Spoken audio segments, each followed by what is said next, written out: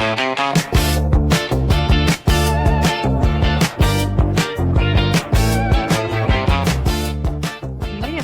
was just looking at our first video podcast, and that was back in February. And we were like, I'm going to do this every single week. Just start a habit. Okay, well, now it's July 16th.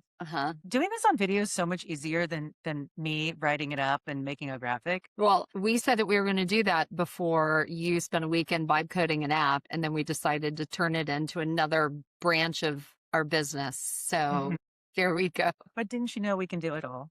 We can do it all. Alan actually asked me that this morning. He goes, do you really think y'all can just do it all? Like you're just going to add a whole nother business? And I was like, yeah, pretty much. Amy said that's what AI allows you to do. Why not? Yeah, Why not? We're just going to have so much time on our hands when all the agents are running our business for us. I feel like I have so much time. Well, okay, so I'll tell you what was supposed to be in the what list this week. And I think I'm just going to turn it into a video podcast rather than write about it. Okay. But you read The Infinity Machine, right? I'm not done, but yes, I'm almost done. I love it.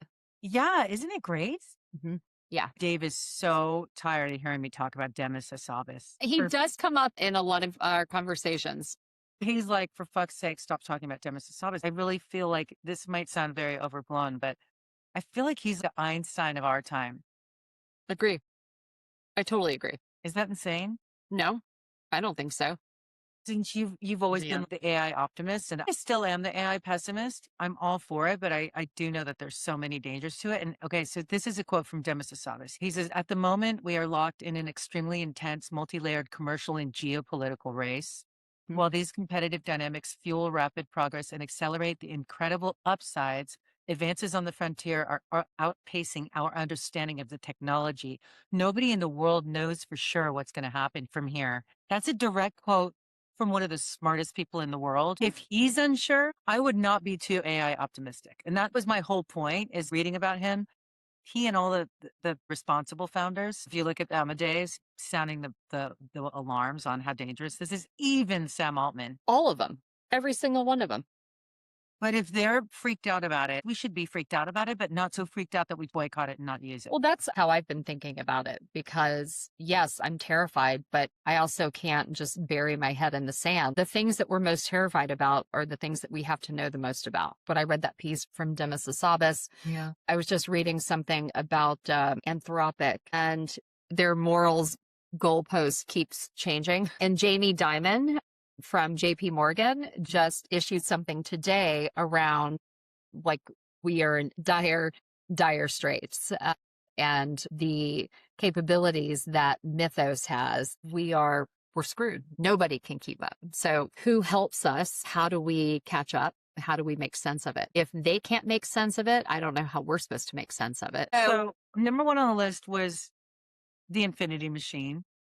I think it's well written too. I'm not a fan of the audio. I started on audio and I almost put it down. I highly suggest the book over listening. Okay. I didn't mind it, but okay. No, I get it. The Infinity Machine by Sebastian Malaby. I recommended that book this week just because I think it's really fascinating to know Demis Hassabis' background, and also to hear about a founder of AI who is not in it for the money. Anyway, you'll have to read it to see why I say that. Of course, the Odyssey comes out this weekend. I'm excited. I know, my daughter. Okay, so she and her friend, they're so funny, bought tickets to the 2:45 a.m. showing of the Odyssey and woke up last night at 1:30 in the morning to go see it, and I got the date wrong. Because I was like, wait, how can you buy tickets for 2:45 on Thursday morning when it comes out on Friday, doesn't it? So my goodness. they had Okay, their so own there's little Odyssey. So But why are they so excited to see it? I would not think that high schoolers would be as jacked to see this as we are. okay, this is something so funny. Okay, so here's something to talk about. Dave read about this yesterday in Next Draft. If you don't subscribe to Next Draft's best newsletter, aside From ours. Next Draft is top 5 fascinating news stories of the day. Anyway, he wrote about something that he's been hearing our kids talk about called performative reading. Does your teen talk about that? Performative reading? No. Do you remember in White Lotus, how White Lotus, the first one where they would sit by the pool and read these very complex Classics. Yes. as they're lounging on the lounge chairs? Well, so there's a lot of this talk about performative reading, but what's really cool is I've been finding these books around the house. Like I saw Nabokov, On the Kitchen Table. I saw Jeffrey Eugenides for the Virgin Suicides. I saw the Iliad. Okay. All right, then. So I think they're excited about seeing the Odyssey because they've been studying Homer in high school. They're rising seniors. So yeah, so I think that's part of it. And I think the other part is Matt Damon's ass. Well, God, I know. To have this epic masterpiece that you can settle into for several hours, I miss a movie that you can just sink into. Same way I love a long book. I'm excited to go and just immerse myself in it for 3 hours. On the topic of watching, any chance season 2 of The Agency? Yeah, I'm 5 episodes in. Okay, we got to talk about it because some of it's so stupid. The premise of him, like his character and why he's doing what he's doing. I know. There's no love connection. Do No. you even see any hot passion between the two characters? They didn't. Not at all. Either A, they didn't set it up in Season 1. I know she's supposed to be like his wife because he was with her for what, 8 years in Addis Ababa. Yep. Well, you didn't see that deep love, you know? Maybe he tries to manufacture it, but she doesn't even try. She's just like, hello, Paul. I have more chemistry with my cat than she has. There's no love connection. You don't have chemistry with Michael Fassbender, although he does sort of look like a deflated husk these days. Not a fan. No, but not he's a fan. usually smoking hot. I know, but he has not been in this entire series. Yeah, I know. I was not a fan of season 1. I hated it. And then when we were thinking about watching season 2, I was like, oh, it was so bad. And we gave it a try. Yeah. Now, I love season 2 with the whole reason he's doing what he's doing is the stupidest thing in the world. Yeah, yeah. But I am able to put all that aside and look at everything else, and we loved it. We moved through the whole season it's in fun to watch. 3 or 4 days. It is. Okay. It's so fun to watch. All right. I have Richard Gere. Yeah, Richard Gere. Richard Gere still got it.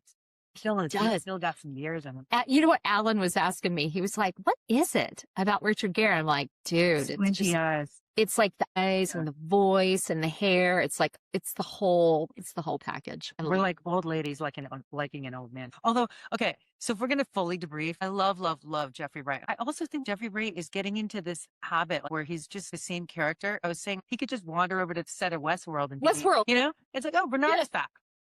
Yes, he's the same in everything. Why? I know. He's the best actor in the world. He's so good. He's so why good. Is he just... God, it makes me miss Westworld. Maybe we should just rewatch that. Yeah, we're going to rewatch that. I can't wait. I loved that show so much. Yeah, boy. Well, yeah, I know. All right. Well, we covered AI. We covered what to watch. What to read. Summer. Anything else? What else? So I've been doing strength training at home, like big time. You see my treadmill, you see my mat. I've got all my weights all around. I've been cobbling together workouts and it is kicking my butt. I was thinking, do I care about weight loss? I really don't. What I care about is how I feel and being strong. And I've had back issues forever, for almost 30 years now. And all I care about is being strong. And I want to be strong for the next 50 years of my life. So I scroll through and I find these awesome, inspiring women and take different workouts and create my own. And it's 30 minutes a day in my own home. And I want to see your workout, Big Shot. So what I do is I do it at my desk and I have a stand-up desk and I get my Zoom on. And so I watch myself so I can track my form. Let's do it together. Okay. I would love that. I would totally love that. Do you use like 10, 15, 20 or no, I'm not as strong, you Samoan. I started with 3-pound weights and then I moved to 5 and now I'm at 8 pounds. But I mean, we should do this together, G. Yeah. We really should. So that's what's up. That's what's up. That is what's up. So, okay. So I have enough to maybe cobble together. All right. Okay. Stop recording. You didn't know you need